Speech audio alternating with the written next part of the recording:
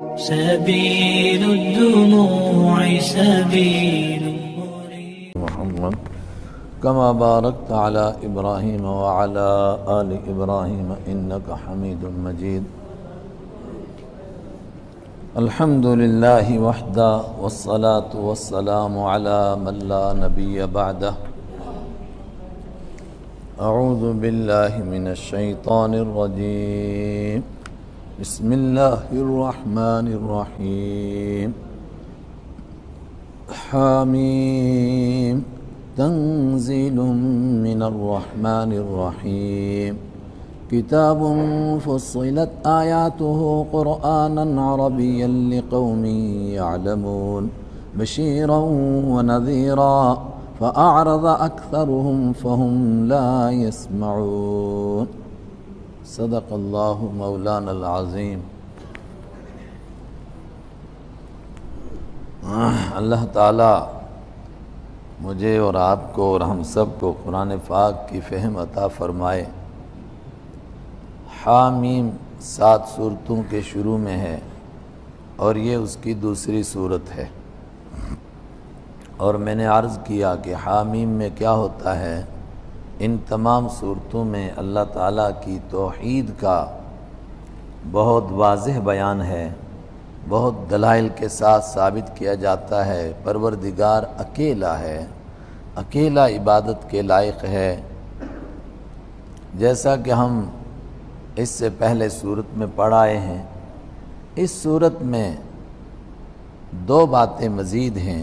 اس مضمون کے علاوہ اللہ تعالیٰ کی توحید کا بیان ہے، حضرت رسول اکرم صلی اللہ علیہ وسلم کی رسالت کا بیان ہے، قرآن پاک کی صداقت کا بیان ہے.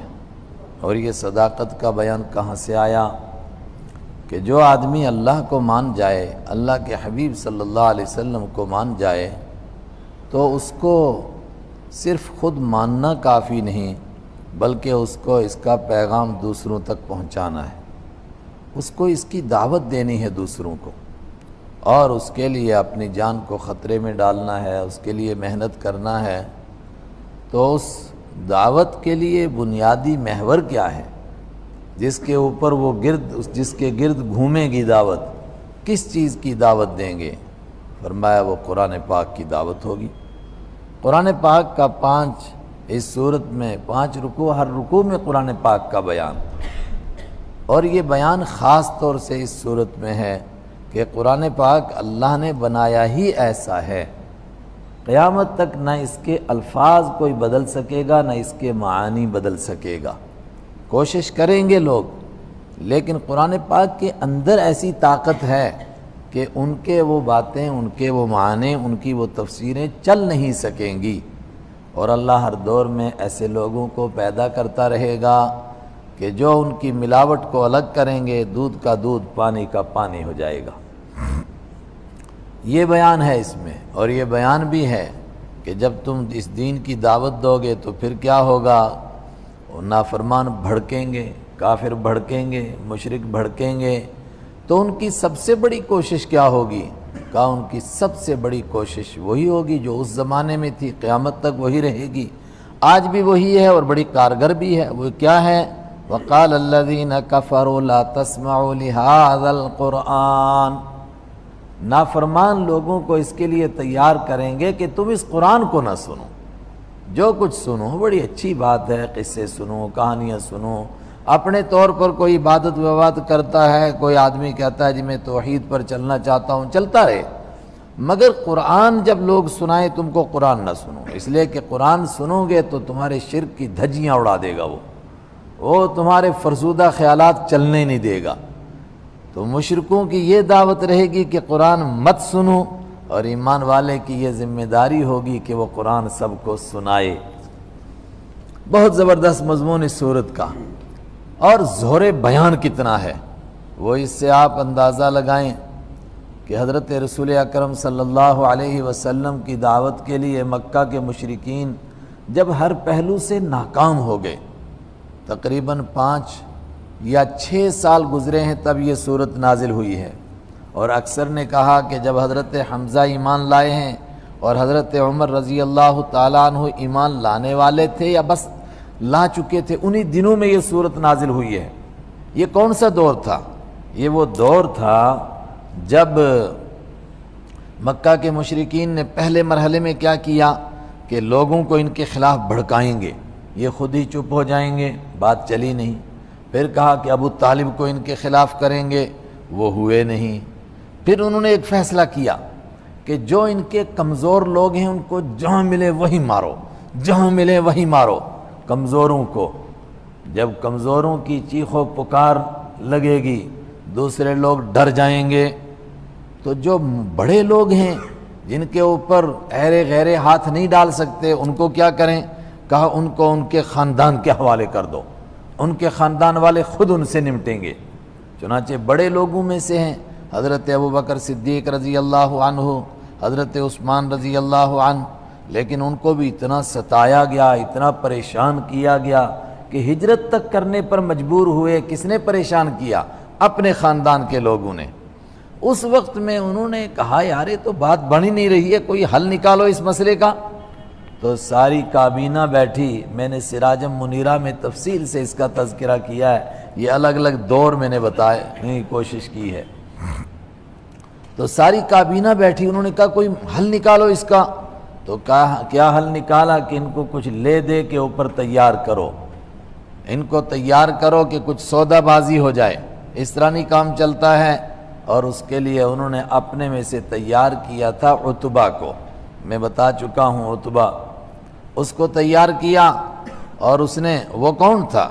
ایک تو جہاں دیدہ انسان تھا، قیصر اور کسریٰ اور نجاشی کے دربار میں حاضری دے چکا تھا، بادشاہوں کے ساتھ بیٹھ چکا تھا۔ دوسرے نمبر پر خود شاعر تھا، شاعری زبردست جانتا تھا۔ تیسرے نمبر پر جادوگری اور جوتشی اور یہ کہانت کا علم بھی اس کو کافی آتا تھا، ان تمام باتوں سے واقف تھا۔ اور چوتھے نمبر پر اس کے اندر دوسرے کو منوانے کی طاقت تھی، جس کو آسان لفظوں میں آپ کہیں گے موٹیویشن پاور، کس طرح کسی کو قائل کیا جا سکتا ہے اپنی بات کے لیے۔ تو ابو جہل نے بات چھیڑی، اس نے کہا یہ کام کون کر سکتا ہے؟ تو سب نے کہا عتبہ کر سکتا ہے۔ اس کو آپ کے پاس بھیجا، اور میں نے یہ بات پیچھے بتا دی کہ اس نے آپ کو کتنی چیزوں کی لالچ دی تھی؟ 5 چیزوں کی لالچ دی۔ اس نے پہلے کہا کہ آپ دولت لے لیجئے، جتنی دولت چاہیں۔ پھر کہا کہ ہم آپ کو مکہ کا بادشاہ بنا دیں گے۔ پھر اس نے کہا کہ اگر آپ چاہتے ہیں کہ اس طریقے سے نعوذ باللہ کسی حسین اور مالدار عورت سے شادی کرنا چاہتے ہیں، جہاں چاہیں گے ہم آپ کی شادی کرائیں گے۔ چوتھے نمبر پر اس نے کہا اگر یہ باتیں نہیں ہیں تو پھر آپ کا نعوذ باللہ دماغی خلل ہو گیا ہے۔ اور ہر دور کے نبیوں کو یہی کہا گیا، جو دین کی سچی بات کہے گا اس کو لوگ یہی کہیں گے پاگل ہو گیا ہے۔ کہ آپ کو دماغی خلل ہے تو ہم آپ کا علاج کرائیں گے۔ اور چوتھے نمبر پر اگر یہ بھی نہیں تو پھر آپ پر کوئی جادو ہو گیا ہے، پھر آپ پر کسی جن کا اثر ہے، تو ہم کسی اچھے ماہر عامل کو تیار کریں گے جو اس طرح کا جادو جنتر کا علاج کرتا ہے، وہ آپ کا علاج کرے گا۔ آپ نے اس کی ساری باتیں سنی، آپ نے فرمایا تو نے جو کہنا تھا وہ کہا؟ اس نے کہا میں نے کہا۔ قرطبی میں یہ روایت ہے، تفسیر قرطبی میں، کہ آپ نے فرمایا اگر میں کہوں تو سنے گا؟ اس نے کہا آپ کی بھی سنوں گا۔ فرمایا اب تو سن۔ تو آپ نے فرمایا میری نہ سن، تو اپنے رب کی سن۔ تو آپ نے سورہ حامیم السجدہ پڑھ کر سنانی شروع کی۔ اور جب وہ آیت آئے گی میں بتاؤں گا، 13 نمبر آیت، جب آپ وہاں پہنچے تو وہ گھٹنوں کے بل کھڑا ہو گیا اور آپ کے منہ کے آگے اپنے ہاتھ رکھنے لگا اور برادری کا واسطہ دینے لگا، خاندان کا واسطہ۔ آگے نہ پڑھیے ورنہ ابھی بجلیاں گریں گی، آسمان پھٹے گا، زمین پھٹے گی، آپ کی یہ قوم برباد ہو جائے گی۔ واپس جا کر اس نے کیا کہا؟ انشاءاللہ وہاں پہنچیں گے پھر میں عرض کروں گا۔ بسم اللہ الرحمن الرحیم، حامیم تنزیل من الرحمن الرحیم۔ تنزیل، اتارا جانا ہے اس قرآن کا، یہ قرآن اتارا ہوا ہے من الرحمن، اس ذات کی طرف سے جو بے پناہ رحم کرنے والا ہے، الرحیم، اس ذات کی طرف سے جو بہت زیادہ مہربان ہے، بار بار رحم کرنے والا ہے۔ اس سے پہلے 2 جگہ یہ لفظ آ چکا، قرآن پاک اتارا ہوا ہے اس ذات کی طرف سے جو غالب ہے، پھر فرمایا اس ذات کی طرف سے جو حکیم ہے۔ اس سے پچھلی صورت میں فرمایا تھا قرآن پاک اتارا ہوا ہے اس ذات کی طرف سے جو غالب ہے، اور اس کے ساتھ فرمایا تھا جو جاننے والا ہے۔ اب فرمایا کہ قرآن اتارا کس لیے؟ فرمایا یہ تمہارے رب کے کرم کا مظہر ہے، یعنی وہ بہت زیادہ مہربان تھا، اس کی مہربانی کا تقاضا ہوا کہ تم کو قرآن پاک جیسی کوئی کتاب دی جائے۔ کیسی کتاب ہے؟ کتاب فصلت آیاتہ، ایسی کتاب ہے فصلت آیاتہ، اس کی آیتوں کو کھول کھول کر بیان کیا گیا ہے۔ جو پڑھنا چاہے، جو سمجھنا چاہے، جو اس پر چلنا چاہے، اس کے لیے کوئی دشواری نہیں، اس کو یہ قرآن سمجھ میں آتا ہے۔ کھول کھول کر کے اسی آیتوں کو بیان کیا گیا ہے۔ کیسی کتاب ہے؟ قرآناً عربیاً، قرآناً، یہ زبر جو اس کا ہے نا، اس کے اندر بڑا زور پیدا ہوا۔ اب وہ ترجمے سے ہم کیا زور پیدا کر سکتے ہیں؟ یہ ایسی چیز ہے قرآناً جو بار بار پڑھی جانے والی ہے، بار بار پڑھی جائے گی۔ قرآن کا معنی بار بار پڑھی جانے والی چیز، بہت زیادہ پڑھی جانے والی چیز ہے۔ اور یہ قرآن نے تب کہا جب ابھی پورا نہیں اترا تھا۔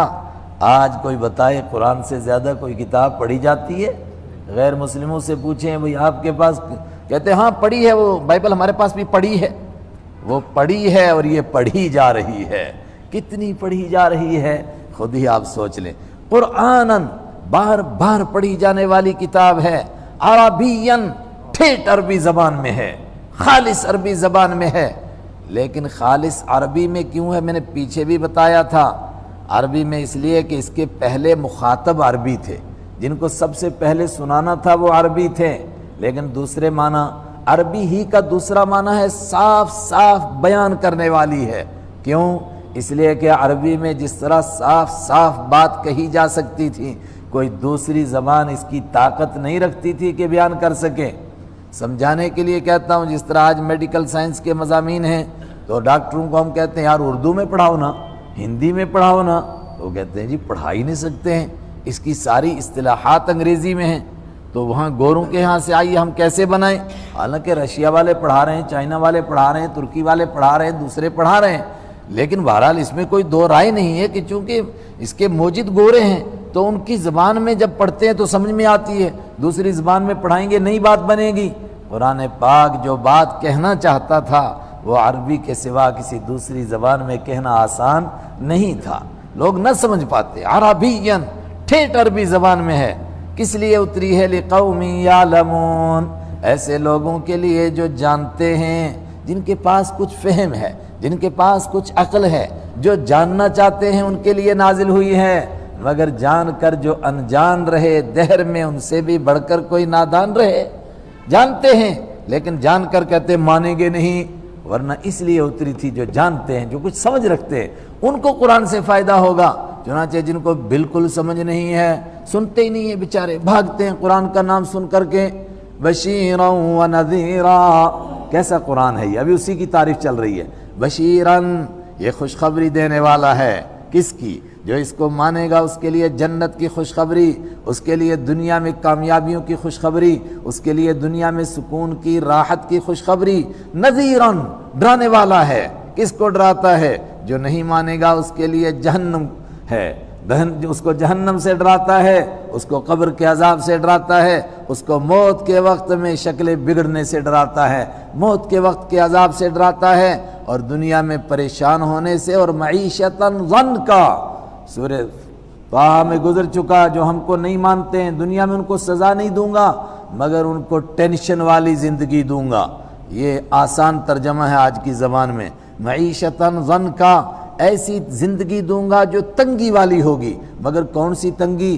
کہ روزی کے ڈھیر لگے ہوں گے، گھر میں ڈھیر لگا ہے سونا چاندی کا، مگر بندہ پریشان ہوگا، سب کچھ ہوگا مگر پریشان ہوگا۔ بشیراً، پھر خوشخبری دینے والا ہے یہ قرآن۔ نذیراً، ڈرانے والا ہے۔ میں نے کہا دنیا میں معیشتاً ضنکا سے ڈرانے والا، ٹینشن والی زندگی، اور آخرت میں اللہ کے عذاب سے ڈرانے والا ہے۔ یہ قرآن اللہ کی کرم کا، اللہ کے رحمان اور رحیم ہونے کا ایک نمونہ تھا، اس کا مظہر تھا کہ اس نے کیا مہربانی کی، مگر ہائے قرآن جب ملا تو کیا ہوا؟ فَأَعْرَضَ أَكْثَرُهُمْ فَأَعْرَضَ تو منہ موڑ لیا، اعراض کر لیا، دوسری طرف منہ موڑ دیا، اکثرهم ان میں سے اکثر نے، فَهُمْ لَا يَسْمَعُونَ تو وہ سننا ہی نہیں چاہتے ہیں، آج سنتے ہی نہیں ہیں۔ اور میں کہہ رہا ہوں کہ یہ سارے انسانوں کو کہا گیا، آج ملت کا یہ حال ہے۔ وہ لوگ جن کو گھٹنے گھس گئے ہیں نماز پڑھتے مرتے، مگر قرآن نہیں سننا چاہتے ہیں۔ عجیب بات ہے بھئی، کیوں نہیں سننا چاہتے ہیں؟ اپنے دماغ میں کچھ خیالات بنائے ہوئے ہیں، قرآن سنیں گے تو وہ ٹوٹیں گے، اس لیے وہ چاہتے سنو ہی مت تاکہ عمل ہی نہ کرنا پڑے۔ بھائی ٹھیک ہے، اب ان کو کہو کہ قرآن پاک میں ایسا ہے تو وہ نہیں مانیں گے، اس لیے کہ قرآن پاک نہیں پڑھتے ہیں۔ فَأَعْرَضَ تو منہ موڑ لیا، اکثرهم ان میں سے اکثر نے، فَهُمْ لَا يَسْمَعُونَ تو وہ سنتے ہی نہیں ہیں۔ چنانچہ بالکل ایسا ہی کرتے تھے، کانوں میں کیلے وہ روئی ٹھونس لیتے تھے، سننا نہیں، کان نہیں لگانا، اور کیا کرتے تھے؟ دوسروں کو کہتے تھے کان بند کرو، اور کیا کہتے تھے؟ آگے آ رہا ہے وَالْغَوْ فِيهِ جب قرآن پاک پڑھا جائے تو شور مچاؤ، کسی کے کان میں نہ پڑے۔ فَهُمْ لَا يَسْمَعُونَ یہ سننا ہی نہیں چاہتے ہیں۔ اور کیا کہتے ہیں؟ رسول اکرم صلی اللہ علیہ وسلم سے کہتے تھے کہ جناب آپ تو باتیں بہت سناتے ہیں، لیکن کیا کریں، ہمارے دلوں کے اوپر پردے چڑھے ہوئے ہیں۔ کس کے پردے؟ کہتے تھے ہمارے دل میں پہلے سے باپ دادا کی ہدایت موجود ہے، جب وہ ہدایت سے بھرے ہوئے ہیں تو اب آپ کی بات اس کے اندر کیسے گھسے گی؟ وہ تو پردے میں پڑے ہوئے ہیں۔ وقالو اور انہوں نے کہا قلوبنا ہمارے دل فی اکنتن پردے میں ہیں، مما تدعونا الیہ اس چیز کی طرف سے، تدعونا آپ بلاتے ہو ہم کو، الیہ جس چیز کی طرف آپ ہم کو بلاتے ہیں، جس کی دعوت دیتے ہیں، اس کی طرف سے ہمارے دل پردے میں پڑے ہوئے ہیں، ہمارے دلوں پر پردے ہیں، ہم کو نہیں سنائی دیتی ہیں آپ کی باتیں، ہم تک پہنچتی نہیں ہیں۔ وفی آذاننا وقر اور ہمارے کانوں کے اندر وقر ہے۔ وقر کا آسان ترجمہ کرتے ہیں اردو والے، ڈانٹ لگی ہوئی ہے، لیکن اصل مسئلہ ہے وقر کا معنی نہ سننے کی بیماری۔ ہمارے کانوں میں وقر لگا ہوا ہے، ہمارے کانوں میں کان بوجھل ہیں، اردو والے کہتے ہیں، نہ سننے کی بیماری ہے، ہمیں اونچا سنائی دیتا ہے، ہم نے سنا ہی نہیں۔ کیا کہہ رہے تھے آپ؟ اللہ اکبر۔ وفی آذاننا وقر اور ہمارے کانوں میں ڈانٹ ہے، ومن بیننا وبینک حجاب اور ہمارے بیچ میں اور آپ کے بیچ میں پردے لٹکے ہوئے ہیں۔ فعمل اننا عاملون جا تو اپنا کام کر، اننا عاملون ہم اپنا کام کریں گے۔ تو اپنی توحید کو چھوڑتا نہیں، ہم اپنی شرک کو بھی چھوڑیں گے نہیں۔ فعمل تو اپنا کام کر، اننا عاملون ہم اپنا کام کرنے والے ہیں۔ یہ مکہ کے مشرک کہہ رہے ہیں۔ دوبارہ اس آیت پر غور کرو کہ آج کے لوگ بھی یہی نہیں سوچ رہے ہیں؟ وقالوا قلوبنا اور وہ کہتے ہیں قلوبنا ہمارے دل فی اکنت پردے میں ہیں، مما تدعونا الیہ اس چیز کی طرف سے جس کی آپ ہم کو دعوت دیتے ہیں، وفی آذاننا وقر اور ہمارے کانوں کے اندر ڈانٹ ہے، ہم کو نہیں سنائی دے رہا ہے، ومن بیننا وبینک حجاب اور آپ کے اور ہمارے بیچ میں پردے ہیں۔ فعمل تو جا تو اپنا کام کر، اننا عاملون ہم اپنا کام کرنے والے ہیں، ہم نہیں چھوڑنے والے ہیں۔ ایسے اور دنیا بھر کے اندر جتنے لوگ قرآن پاک کو نہیں مانتے، تقریباً 999,000 میں سے نہیں، لاکھ میں سے کہیے 99,000، 999 ایسے ہی ہیں کہ جنہوں نے قرآن پاک پڑھا نہیں ہے، سنا بھی نہیں ہے، کبھی دیکھا بھی نہیں ہے، لیکن قرآن کو گالیاں دیتے ہیں، کہتے ہیں نہیں مانتے ہم، قرآن میں ایسا ہے اور ایسا ہے۔ بھائی تو نے پڑھا قرآن؟ کہتا پڑھا نہیں جی میں نے۔ ہائے ہائے۔ اور سورہ یونس میں ہے کہ مجھے لوگوں سے یہ گلہ نہیں کہ لوگ قرآن کو مانتے کیوں نہیں، گلہ یہ ہے پڑھتے کیوں نہیں۔ اور پھر سورہ سبا میں ہے قل انما اعظکم بواحدہ، آپ ان سے کہیے میں تم سے ایک آخری بات کہتا ہوں، قوموا للہ مثنی وفرادا ثم تتفکروا ما بصاحبکم من جنہ، اٹھو دو آدمی غور کرو، ایک آدمی بیٹھ کے غور کرو، تنہائی میں غور کرو، پھر کچھ سوچنے کی کوشش کرو، سمجھنے کی کوشش کرو قرآن کو، اور جو بھی قرآن کو سمجھنے کی کوشش کرے گا نتیجہ کیا نکلے گا؟ ما بصاحبکم من جنہ، وہ اس نتیجے پر پہنچے گا کہ محمد صلی اللہ علیہ وسلم دیوانے نہیں ہیں۔ یہ قرآن دیوانوں کی بات نہیں کر رہا ہے، ان سے بڑی کون سی عقل مندی کی بات ہو سکتی ہے؟ لیکن نہیں مانتے، تو اس کے مقابلے میں حضرت رسول اکرم صلی اللہ علیہ وسلم کو فرمایا جا رہا آپ اعلان کیجئے۔ کیا اعلان کیجئے؟ قل انما انا بشر مثلکم، قل آپ فرما دیجئے انما بے شک انا بشر میں انسان ہوں، میں بشر ہوں، مثلکم تمہارے جیسا۔ مطلب میں نے کب کہا کہ میں خدا ہوں اور میں تم کو نعوذ باللہ اپنی خدائی کی دعوت دے رہا ہوں؟ میں کب کہہ رہا ہوں کہ میں عرش سے خود آ رہا ہوں لے کر کے وہی؟ انما انا بشرکم مثلکم، میں بے شک تمہارے جیسا انسان ہوں، تمہارے جیسا بشر ہوں، لیکن اللہ نے مجھ کو یہ پیغام دیا ہے، اللہ نے مجھ پر وحی بھیجی ہے، اللہ نے مجھ کو اپنا پیغمبر بنایا ہے۔ یوحا وحی کی جاتی ہے، الیہ میری جانب، انما الہکم الہ واحد، انما الہکم کہ تمہارا خدا الہ واحد ایک ہی خدا ہے۔ فاستقیموا الیہ لہذا تم اسی کی طرف سیدھے ہو جاؤ، واستغفروہ اور اسی سے بخشش مانگو۔ میں خدائی کا دعویٰ نہیں کر رہا ہوں، تم کہتے ہو تو کھاتا کیوں ہے، پیتا کیوں ہے، بازار کیوں جاتا ہے، شادی کیوں ہوتی ہے، بچے کیوں ہیں؟ میں نے کب کہا کہ میں انسان نہیں ہوں؟ میں تو مان رہا ہوں میں انسان ہوں، مگر اللہ کا مجھ پر پیغام آ رہا ہے، اللہ نے مجھ کو نبی بنایا۔ انما میری طرف وحی کی جاتی ہے، انما اس بات کی، الہکم الہ واحد کہ تمہارا معبود بالکل ایک ہی معبود ہے، فاستقیموا الیہ تم اس کی طرف سیدھے ہو جاؤ۔ مطلب سب کے در کو چھوڑو، ایک اس کے در کو پکڑ لو، واستغفروہ اور اسی سے گناہوں کی بخشش مانگو، وویل للمشرکین اور بربادی اور تباہی ہے مشرکین کے لیے۔ اس آیت پر تھوڑا سا ٹھہر کر غور کیجئے، میں نے پیچھے بھی اس کا حوالہ دیا تھا۔ حضرت نوح علیہ السلام پر سب سے پہلا اعتراض ہوا جب وہ دنیا میں آئے تو ان کی قوم نے نہیں مانا، کہنے لگے کہ ہم تجھے کیسے مان جائیں جبکہ تو ہماری طرح کا بشر ہے، ہماری طرح کا انسان ہے، اور جو ہماری طرح کا انسان ہو، بشر ہو، وہ نبی کیسے ہو سکتا ہے؟ یہ نہیں ہم تسلیم کر سکتے۔ سب سے پہلا اعتراض ہوا حضرت نوح علیہ السلام پر، تو نوح علیہ السلام کو جب قوم نے کہا تو بشر ہے اس لیے تو نبی نہیں ہو سکتا، تو اس کے جواب میں نوح علیہ السلام نے کیا فرمایا کہ میں انسان نہیں ہوں؟ دیکھیے قرآن پاک، فقال الملأ الذین کفروا من قومہ، یہ 12ویں پارے میں سے سورہ ہود کی آیت نمبر 27 پڑھ رہا ہوں میں۔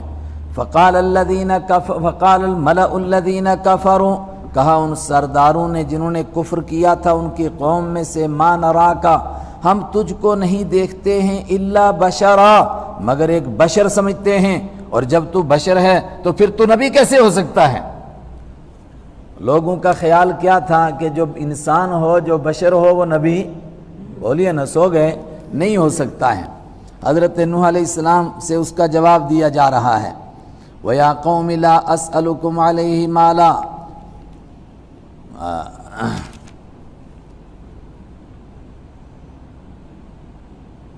قال یا قوم ارأیتم ان کنت علی بینۃ من ربی، نوح علیہ السلام اس کا انکار نہیں کرتے ہیں، فرماتے ہیں میری قوم اگر میں اپنے رب کی طرف سے ایک دلیل پر ہوں اور اللہ نے میرے اوپر وحی کی رحمت کی بارش کی ہو، فعمیت علیکم اور وہ تم پر پوشیدہ ہو گئی ہو، تو پھر میں کیا اس کو زبردستی تمہارے سر لگا دوں گا؟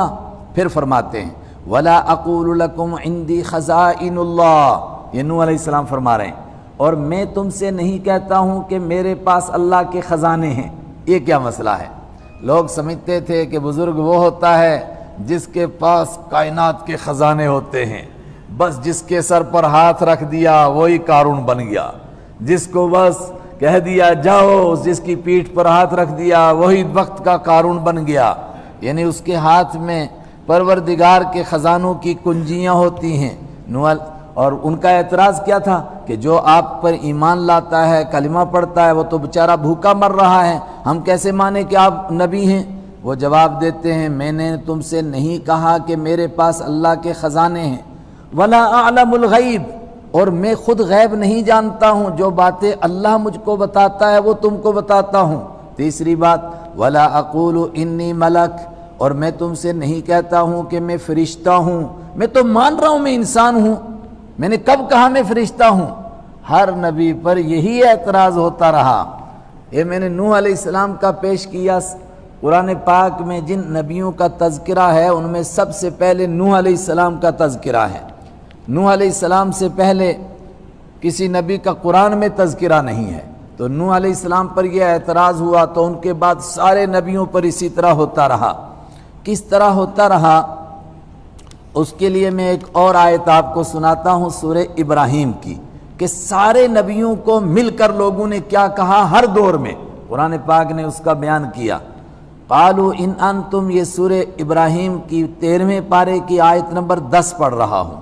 قالوا ان انتم الا بشر مثلنا، ہر دور کے نبیوں کو قالوا لوگوں نے کہا، ان انتم یہ جمع کا لفظ ہے، تم نہیں ہو الا بشر مگر تم بشر ہو، انسان ہو، مثلنا ہمارے جیسے۔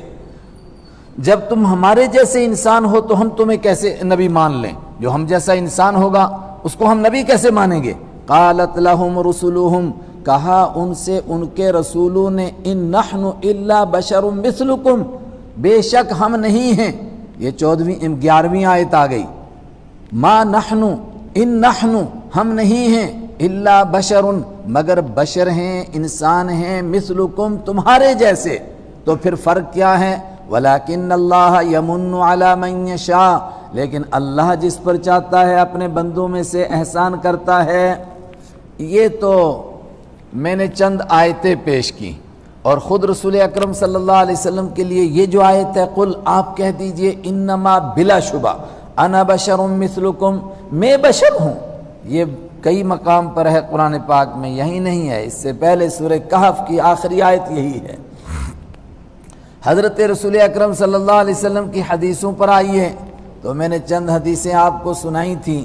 آپ کے پاس ایک آدمی مقدمہ پیش کرتا ہے اور چرب زبانی سے بات کرتا ہے، بخاری شریف میں حدیث موجود ہے، آپ نے فرمایا تم میں سے کوئی ایسا ہوتا ہے جو اپنی بات کو زیادہ مدلل کر کے پیش کرتا ہے اور دوسرا بیچارہ اس طرح نہیں کر سکتا ہے، تو ممکن ہے کہ میں یہ گواہ بھی پیش کرے گا تو میں اس کے گواہوں کو دیکھ کر کے اس کے لیے کسی زمین کے ٹکڑے کا فیصلہ کروں، لیکن اگر حقیقت میں وہ زمین اس کی نہیں ہے تو اس کو جان لینا چاہیے کہ میں اس کے لیے جہنم کے ایک ٹکڑے کا فیصلہ کر رہا ہوں۔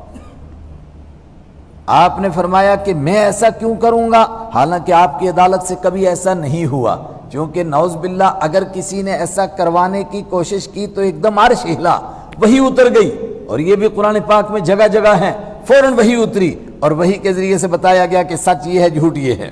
مثلا سورہ نساء میں ہے 5ویں پارے میں، ایک آدمی منافق تھا، اس نے چوری کی اور چوری کر کے اس نے جو آٹا لیا تو وہ آٹے کی ایک لکیر لگتی ہوئی اس کے گھر تک چلی گئی، اور ساتھ میں کچھ ہتھیار بھی لیے تھے، لیکن رات بھر آٹا روٹیاں پکاتے رہے، کھاتے رہے، خوشی مناتے رہے، لیکن پھر اس کو محسوس ہوا کہ ہم تو پکڑے جائیں گے، تو اس نے وہ بوری اٹھائی اور اس کی ویسی آٹے کی گرتی ہوئی تھوڑی تھوڑی لکیر چلتی گئی، تو ایک یہودی کے پاس امانت رکھ دی، اس کو کہا کہ یار تو اپنے پاس رکھ لے کہ کہیں میں نہ پکڑا جاؤں، نہ اس کو یہ تھوڑا کہا، اس کو کہا کہ یہ میری امانت ہے اور کسی کو بتانا نہیں، ایسا ویسا۔ دوسرے دن مقدمہ پیش ہوا حضور صلی اللہ علیہ وسلم کی عدالت میں، اور اس کی طرف چونکہ آٹے کا نشان جا رہا تھا تو سب نے اس پر شک کیا، اس کو پکڑا گیا تو اس کی قوم کے سارے لوگ آ گئے اور انہوں نے کہا جی عجیب بات ہے، بغیر ثبوت کے بغیر دلیل کے اس کو یہ مورد الزام بنا رہے ہیں، کوئی ان کے پاس ثبوت نہیں ہے، تحقیق کرو، تلاش کرو، چھاپے مارو، آٹا کہاں ہے؟ تو چھاپا مارا تو آٹا تو یہودی کے گھر میں ملا۔ یہودی نے کہا یہ تو اس نے میرے پاس امانت رکھا ہے، اس نے کہا کون گواہ ہے، کس کے سامنے امانت رکھا ہے؟ قریب تھا کہ یہودی بیچارہ چور بن جاتا اور یہ نام کا مسلمان اور حقیقت میں بدبخت منافق یہ بچ جاتا، لیکن فوراً آیت نازل ہوگی قرآن پاک کی جس میں بتایا کہ نہیں یہودی چور نہیں ہے بلکہ یہ چور ہے، اس نے چوری کی ہے، اس کا نام بھی آتا ہے، اس کے قبیلے کا نام بھی آتا ہے، چنانچہ اس کو پکڑا جانے والا تھا مگر وہ بھاگ گیا اور مکہ کے کافروں سے جا کر کے مل گیا۔ تو میں کہہ رہا ہوں کہ حضور کی عدالت میں ایسا ہونے نہیں دیا اللہ نے، لیکن آپ نے اس موقع پر فرمایا کہ اگر میں ایسا فیصلہ کر دوں تو میں ایک بشر ہوں، انسان ہوں، انسان سے ایسی خطا ہو سکتی ہے، ایسا فیصلہ ہو سکتا ہے، مگر اس کا مطلب یہ نہیں ہے کہ وہ زمین کا حقدار بن گیا ہے۔ یہاں آپ نے اپنے لیے لفظ استعمال کیا میں بشر ہوں، صحابہ نے آپ کے لیے یہی لفظ استعمال کیا۔ امی عائشہ سے پوچھا گیا کہ آپ گھر میں کیا کرتے ہیں، تو فرمایا آپ ایسے ہوتے ہیں جیسے ایک انسان ہیں، گھر میں جھاڑو لگا دیتے ہیں، بکری کا دودھ نکال دیتے ہیں، کپڑے سی لیتے ہیں، یہاں تک کہ جوتا ٹوٹ جائے اس کو صحیح کر لیتے ہیں۔ انما ہوا بشر، وہ تو ایک بالکل انسان کی طرح، بشر کی طرح گھر میں ہوتے ہیں۔ تو یہ الفاظ استعمال کیے گئے آپ کے لیے، میں بار بار اس لیے کہہ رہا ہوں کہ آج ایمان والوں میں بھی ایک طبقے کا ذہن بن رہا ہے کہ یہ لفظ جو ہے وہ حضور کے لیے نہیں استعمال کر سکتے، حالانکہ ابھی پیچھے آیت گزری تھی، میں نے کہا اللہ تعالیٰ نے جب سب سے پہلے آدم علیہ السلام کو پیدا کیا تو فرشتوں کو کیا کہا، میں کس کو پیدا کر رہا ہوں، میں ایک بشر کو پیدا کرنے والا ہوں اور مٹی سے پیدا کروں گا۔ تو جو پہلا بشر ہوا تو اس کی اولاد آگے کیا ہوگی، انسان ہی تو ہوگی، بشر ہوگی۔ لیکن یہ لوگوں کو تعجب ہوتا کیوں ہے، چونکہ اس عربی لفظ کا ترجمہ اپنی زبان میں سمجھتے ہیں، تو عربی میں اس کا بشر کا معنی انسان، مگر ہماری زبان میں اس کا معنی کیا ہوتا ہے، سیاہکار، بدکار، گنہگار، بھول جانے والا وغیرہ وغیرہ۔ تو لوگ سمجھتے ہیں نعوذ باللہ یہ مطلب ہے بشر کا، جو گنہگار ہو، سیاہکار ہو، اللہ کو بھولنے والا ہو، اس کو تو قرآن کہتا ہے وہ جانور ہیں، وہ انسان ہے ہی نہیں، وہ کہاں انسان ہیں۔ آگے بڑھیں، مثلکم، تمہارے جیسا ہوں، اس کو بھی سمجھے، تمہارے جیسے کا کیا مطلب ہے، تمہارے جیسے کا نعوذ باللہ یہ کوئی خیال بھی نہیں کر سکتا کہ جیسا انسانوں کا مرتبہ ہے ایسا حضور کا مرتبہ ہے، یہ کوئی سوچ سکتا ہے؟ جو امام الانبیاء ہیں، جو خدا کے بعد پوری کائنات میں سب سے بڑے بزرگ ہیں، تو مثلکم کا یہ معنی ہو سکتا ہے؟ میں نے کہا قرآن پاک سے معلوم ہوتا ہے صرف 4 باتیں ہیں جس میں کہا کہ آپ انسانوں کی طرح ہیں۔ 4 باتیں کیا؟ انسان شادیاں کرتے ہیں تو بیان کیا، یہی 13ویں پارے میں سورہ ابراہیم کی آخری نہیں سورہ رعد کی آخری رکوع کی آیت ہے کہ آپ بھی شادی کرتے ہیں، آپ کی بھی اولاد ہے۔ ایک بات ہوگی شادی کرنا اور اولاد کا ہونا۔ دوسرا 19ویں پارہ رات ہی آپ نے سنا ہے تو نہیں 18واں پارہ، اس کے آخری رکوع کی آیت ہے، مکہ کے کافر حضور سے کہہ رہے تھے مالی حاضر رسول، ارے یہ کیسے ہو سکتا ہے رسول، یا کل الطعام، یہ کھانا کھاتا ہے اور پانی پیتا ہے۔ تو آپ نے فرمایا میں نے کب کہا کہ میں پانی نہ پینے والا اور کھانا نہ کھانے والا بشر ہوں، میں بشر ہوں، بشر کھانا کھاتا ہے، بشر پانی پیتا ہے۔ اور 17ویں پارے میں آیا ہم نے کسی ایسی انسان کو نہیں بنایا کہ جو نہ کھانا کھاتا ہو نہ پانی پیتا ہو، ہر ایک کھانا کھاتا ہے، ہر ایک پانی پیتا ہے۔ تو دوسری بات ہوگی کھانا کھانے کی، پانی پینے کی، 3 باتیں ہو گئی، یہ کھانا اور پانی۔ چوتھی بات وَيَمْشِي فِي الْأَسْوَاقِ، یہ بھی اسی میں 18ویں پارے کے آخر میں، اور یہ بازار جاتا ہے، کاروبار کرتا ہے۔ جو آدمی کاروبار کرے، جو کھائے پیے، جو بازار میں جائے اور جو شادی کرے، جس کے بچے ہوں، وہ نبی تھوڑا ہو سکتا ہے؟ نبی کون ہوتا ہے، بزرگ کون ہوتا ہے؟ نبی تو بڑی بات ہے، میں نے پہلے بھی بتایا تھا کہ بزرگ پوچھو کون ہوتا ہے تو لوگ فوراً کہیں گے بزرگ وہ ہوتا ہے جی جو نہ کھاتا ہے نہ پیتا ہے، ہوا پہ اڑتا ہے، دریاؤں کے اوپر مسلح ڈال کے نمازیں پڑھتا ہے، کھانا پینا تو بات ہی نہیں، شادی نہ بیاہ نہیں، کچھ نہیں، بس جنگلوں میں پھرتا رہتا ہے اور رہتا بھی ننگا ہے، پورا ننگا ہو تو پورا ولی، آدھا ننگا ہو تو آدھا ولی۔ اور بالکل لوگوں کے یہی ذہن ہیں آج بھی، آپ تجربہ کر کے دیکھ لیجئے۔ میرے اور آپ کے آقا حضرت رسول پاک صلی اللہ علیہ وسلم نے فرمایا سب سے بڑے ولی کون ہیں؟ فرمایا وہ تاجر لوگ ہیں، نبیوں کے ساتھ قیامت کے دن اٹھیں گے، جو پورا ناپتے ہیں، پورا تولتے ہیں، جھوٹ نہیں بولتے ہیں، دھوکہ نہیں دیتے ہیں اور اللہ کے فرائض کو ادا کرتے ہیں، وہ سب سے بڑے ولی ہیں۔ اب آپ سے کوئی پوچھے اس شہر میں جی سب سے بڑا ولی کون ہے، تو آپ نے دیکھا ایک نماز پڑھنے والا، روزہ رکھنے والا، زکوٰۃ دینے والا تاجر ہے اور سنتوں کا پابند ہے، فرائض کا پابند ہے۔ آپ نے کہا مجھے لگتا ہے یہ سب سے بڑا ولی ہے، تو لوگ سب آپ پر ہنسیں گے، کہیں گے کیسا بدھو، کیسا بے وقوف آدمی ہے، اس دنیا دار کو کہتا ہے یہ ولی ہے، یہ تو دنیا دار ہے، یہ کہاں ولی ہے؟ اور اگر پنج پڑی پر کہا جائے کہ ایک بڈھا بیٹھا ہوا ہے اور ہے بھی پورا ننگا، تو دیکھیے پھر کیسی ساری قوم دوڑے گی اور کہے گی یہ تو پکا ولی ہے۔ یہ شیطان نے لوگوں کے دماغ میں ڈالا ہے کہ اس کو بزرگ کہتے ہیں اور اس کو بزرگ نہیں کہتے ہیں. اسی وجہ سے انبیاء پر اعتراض ہوتا تھا کہ تم انسان ہو، جب تم انسان ہو تو تم نبی نہیں ہو سکتے ہو. اور اس سے تھوڑا سا آگے بڑھ جائیں، آج کے سبق میں عقیدے کی بات ہے. بشر ہونے کا کیا مطلب ہے؟ یعنی جو چیزیں انسانوں پر آتی ہیں اس طرح کی چیزیں حضرت رسول اکرم صلی اللہ علیہ وسلم پر بھی آئیں گی. مثلا انسان کو پتھر لگے تو چوٹ آئے گی، اور انسان کو ڈنڈا پڑے تو اس کی چوٹ لگے گی. حضرت رسول اکرم صلی اللہ علیہ وسلم کو بھی عتبہ بن ابی وقاص نے آپ کے اوپر پتھر مارا دور سے غزوہ احد میں، تو کیا ہوا؟ آپ کی لوہے کی ٹوپی پر پڑا وہ پتھر، اس کی وجہ سے لوہے کی ٹوپی ٹوٹی، اور اس کے اندر 2 کندے تھے، وہ آپ کے رخسار مبارک میں گھڑ گئے. بخاری میں حدیث موجود ہے اور بار بار بخاری نے اس حدیث کو لایا ہے. پھر کیا ہوا؟ حضرت علی اور حضرت فاطمہ دوڑے آپ کا خون بند کرنے کے لیے، تو حضرت علی ڈھال کے اندر پانی لے کر آئے اور حضرت فاطمہ اس پانی کو ڈال کر کے دھونے لگیں. لیکن جب دھوتی ہیں تو خون اور بڑھتا ہے. تو اس کے لیے آپ نے کیا کیا؟ حضرت فاطمہ کے ذہن میں آیا تو انہوں نے فوراً ایک چٹائی کو جلایا. چٹائی سمجھتے نا، جس کو ہم پھوڑی کہتے ہیں. اب یہاں کے لوگ کیا سمجھیں گے؟ اس کو گھاس کی وہ ہوتی ہے نا، وہ چٹائی ہوتی ہے. تو پھوڑی وہ جلائی اور اس کو جلا کر کے اس کی راکھ بنائی اور وہ لگائی تو خون بند ہو گیا. پتھر مارا، آپ کو چوٹ آئی. یہ مطلب ہے بشر ہونے کا. اس سے زیادہ نعوذ باللہ مرتبہ ایک جیسا ہو سکتا ہے؟ خاکم بدین، آپ کے مبارک رخسار خوشبو آتی ہے. جس پتھر پر آپ کا خون گرا تھا اب تک اس سے اسی طرح خوشبو آتی ہے، اور آج بھی اس کے گواہ موجود ہیں. آج بھی ایسی خوشبو آتی ہے جو دنیا میں خوشبو نہیں ہے. یہ آپ کی رسالت ہے. وہ آپ صلی اللہ علیہ وسلم انسان ہیں. اور کیا ہوتا ہے؟ آپ کا گھوڑا آپ کو لے کر کے دوڑتا ہے اور بدک جاتا ہے، اور اچانک ایک درخت کے ساتھ سے گزرتا ہے جس کی وجہ سے آپ کی ٹانگ مبارک چھل جاتی ہے، آپ کے گھٹنے میں موچ آتی ہے. 30 دن تک بخاری کی روایت ہے آپ اپنے حضرت عائشہ صدیقہ کے کمرے کے اوپر ایک کمرہ ہے، دوسرا کمرہ، اس میں آپ آرام فرماتے رہے، اور اس بیچ میں آپ نے وہی نماز پڑھی. صحابہ نیچے الگ جماعت کر رہے تھے. آپ کے گھٹنے میں اتنی تکلیف تھی، نیچے نہیں اتر پا رہے تھے. معلوم ہوا کہ آپ کو چوٹ لگی. یہ مطلب ہے انسان ہونے کا. اور انسان ہونے کا کیا مطلب ہے؟ خیبر کی جنگ سے واپس آ رہے تھے، حضرت صفیہ سے آپ کا نکاح ہوا. بخاری میں حدیث موجود ہے. ایک مقام پر پہنچے، صحبہ نام کا مقام ہے، اس سے آگے وہاں آپ نے تو رخصتی کی ان کے ساتھ. اس کے بعد آگے چل رہے تھے، ان کو اپنے اونٹ کے پیچھے بٹھا رکھا تھا، پردے سے وہ ڈولی سی بندی تھی، اس میں وہ پردے میں بیٹھی تھی.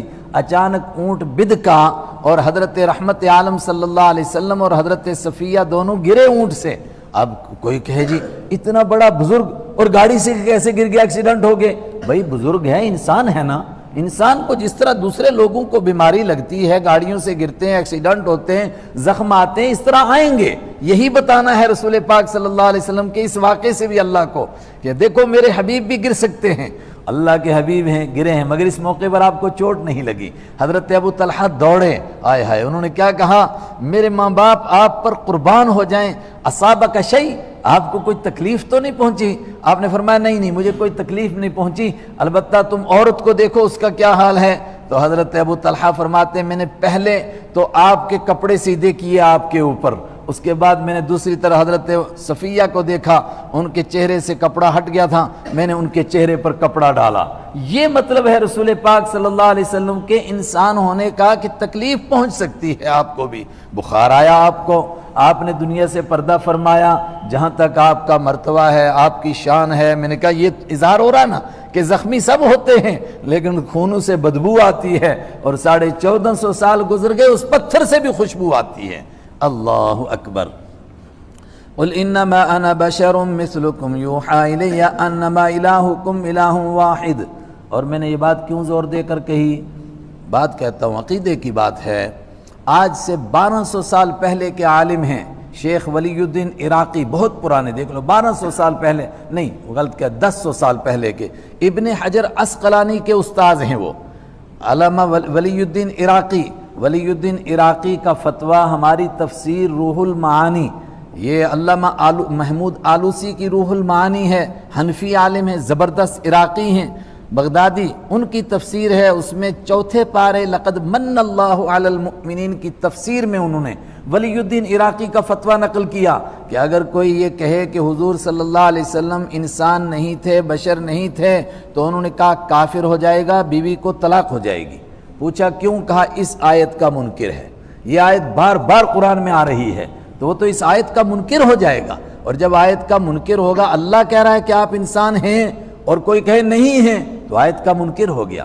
بعض لوگوں نے یہ ترجمہ کرنے کی کوشش کی، آپ فرما دیجئے بے شک میں ظاہری شکل و صورت میں تمہارے جیسا انسان ہوں۔ بہت غلط ترجمہ ہوا۔ کیوں؟ پہلی بات تو یہ کہ قرآن میں ظاہری شکل و صورت کا تو کوئی لفظ نہیں ہے، حضرت آپ نے یہ ترجمہ کس لفظ کا کیا ہے؟ دوسری بات، نعوذ باللہ، حضور ظاہری شکل و صورت میں کیا کافروں جیسے تھے؟ مثلکم تمہارے جیسا، اور تم کون ہیں؟ کافر ہیں، تو کیا نعوذ باللہ حضور ظاہری شکل و صورت میں کافروں کی طرح تھے؟ ہیں؟ عبداللہ بن سلام کہتے ہیں، بخاری کی حدیث ہے، میری پہلی نظر جب آپ پر پڑھی، آپ کے چمکتے ہوئے چہرے کو دیکھ کر میں نے کہا یہ جھوٹے کا چہرہ ہو ہی نہیں سکتا ہے۔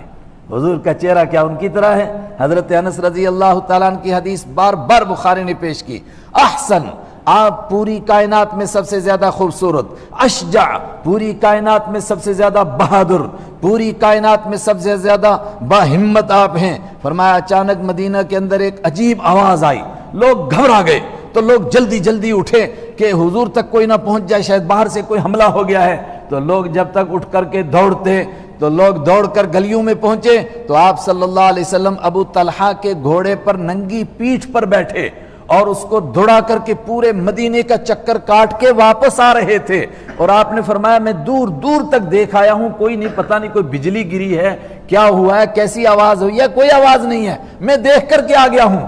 آپ اگر کائنات میں سب سے بہادر نہ ہوتے تو عرب کے بہادر آپ کو مان لیتے، ایمان آپ پر لے آتے۔ خالد بن ولید آپ پر ایمان اس لیے لائے کہ غزوہ احد میں اس نے دیکھ لیا کہ حضور سے بڑھ کر کے کائنات میں کوئی بہادر نہیں ہو سکتا ہے۔ بھائی غزوہ حنین کو دیکھو، سامنے 24,000 کا لشکر ہے، ادھر رسول پاک صلی اللہ علیہ وسلم اکیلے ہیں، اور بخاری کی حدیث ہے ایک وقت میں آپ کے پاس 40 لوگ تھے، پھر 12 لوگ تھے، اور لاسٹ میں صرف آپ کے ساتھ حضرت عباس اور حضرت ابو سفیان 2 بندے رہ گئے تھے۔ لیکن اس وقت میں آپ نے کیا کیا جب 2 انسان آپ کے ساتھ ہیں؟ فرمایا اتنا بڑا لشکر تھا، عرب کے لوگ اس طرح جب دشمن کے بیچ میں گھر جاتے تھے تو سب سے پہلے نیچے اتر کر کے اپنی سواری کی ٹانگ کاٹتے تھے۔ فرمایا آپ نے ٹانگ نہیں کاٹی، آپ سفید خچر سے نیچے آپ نے چھلانگ لگائی اور آپ نے تلوار گھمائی اور فرمایا میں تم 24,000 کا اکیلا مقابلہ کروں گا، اترو میرے لیے میدان میں۔ آپ نے فرمایا انا النبی لا کذب انا ابن عبد المطلب۔